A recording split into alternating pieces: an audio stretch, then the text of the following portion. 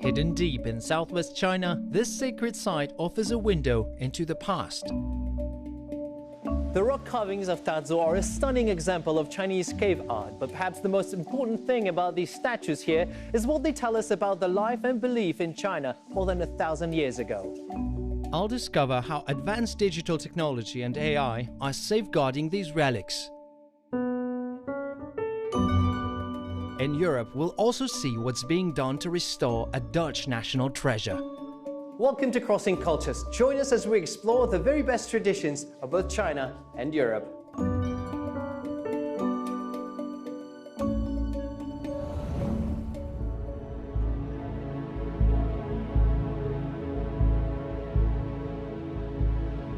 The Dazu rock carvings are one of the finest examples of Chinese cave temple art.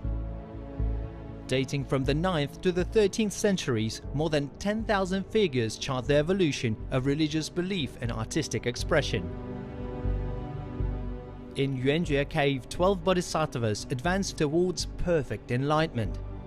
They are safeguarded by an ingenious stone drainage system that has protected the grotto for centuries. 我听说圆觉洞这边也是一个重点研究的项目。这个项目呢，其实是想要打造一个关于文物的全息病历表和智能手术台。那三维病害标注呢，它不仅仅是一个三维可视化的呈现，它也是从这个平面到立体的一个技术跃迁。你们进行数字扫描的时候，有没有遇见什么样的困难？ 您可以看到，在圆觉洞当中有非常多的这个保护性支撑架构，这些支护架构呢，与这个我们的造像形成了遮挡和这个夹角，那给我们的数据采集其实带来了非常严峻的挑战。这个采集的过程采用亚毫米级的这个设备，去把所有的这些细节全部 还原出来。比如说它的这个头冠的缺失呢，那因为头冠是这个对称性的雕刻嘛，然后我们就可以选取字体对称的方式来给它进行修复。现在是一个 AI 大时代嘛，然后我们这个文物数据也是有一个比较大的数据库存在的。我们想要去寻找这个修复方案的时候，就可以借助 AI。 以及这个大模型，可能更方便的出来这个方案的显示效果图。Such technological advances allow researchers to capture and study the site with precision, while also making the carvings accessible to a worldwide audience. From the ancient rock art here in Chongqing, let's head to Europe to discover the latest effort to restore a Dutch masterpiece. Paul has more.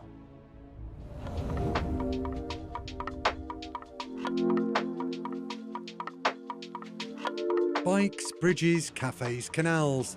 Amsterdam conjures up so many things. But if there's one place that truly captures its cultural heart, it's here, the Rijksmuseum.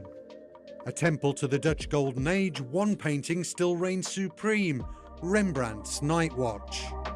The Night Watch is Rembrandt's most ambitious painting. He painted it at the pinnacle of his career, and it's special because it's also a deeply humane painting. Since 2019, a major restoration in full view of the public has been taking place.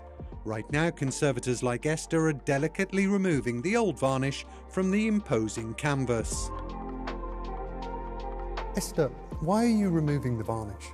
We are removing the varnish from the Night Watch because it's a very yellow layer. It has aged over time, it's 50 years old, and it's also a bit grayish because it doesn't saturate the paint layers as well as it should. And how complex is a restoration like this? What are the main challenges you face? The painting is very big, which is a challenge in and of itself. The project itself is very big. We're doing a lot of research, and that makes everything exponentially bigger and more complex. Every move Esther makes is supported by the museum's science team, who examine the masterpiece in microscopic detail. The research we do with our team is really to understand the composition and condition of the Night Watch, and this information helps conservators to make decisions in their treatment. So we have technology where we really scan through the painting. We do imaging, but we also take tiny samples to really dive into the paint to really understand what has happened over these 400 years. The night watch is really an icon for the Netherlands. And this restoration we're doing for the future, and future generations will see a night watch which will be much clearer, easier to read, but also have more depth. The contrast between light and dark, for which Rembrandt is so famous, will be more apparent. So that's why we decided that this is the time to restore it. 400 years have taken their toll. Previous restorations, exposure to the elements, and a violent attack have all left scars. So what's the painting's condition today? The condition of the painting is, I would love to say good, but if you're looking under the microscope, you can see that it's a damaged paint surface, which is not strange. I mean, it is 400 years old, but yeah, it's compromised. As for restoring one of the world's greatest paintings in front of the public, that was never in doubt. The night watch, it's in a sense world heritage and it belongs to everyone. And we felt that the public has the right to see what we're doing to the painting. The Rijksmuseum has also moved much of its vast collection online, another innovative way in which it engages its audience. The public changes, and you have to keep changing and finding new ways of presentation. So I think it's incredibly important for a museum to keep on moving, to keep on changing, and to keep on showing this fantastic art, which is timeless.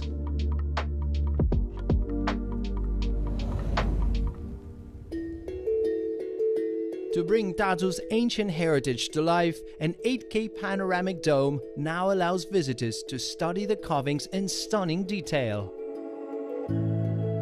大足石刻的话，被称为世界10大石窟之一，代表了公元9至13世纪世界石窟艺术的最高水平。它就是用现在的数字化复原技术，将我们大足石刻10多堪精美的造像，通过多方面的扫描，然后进行8K 影院的一个投放。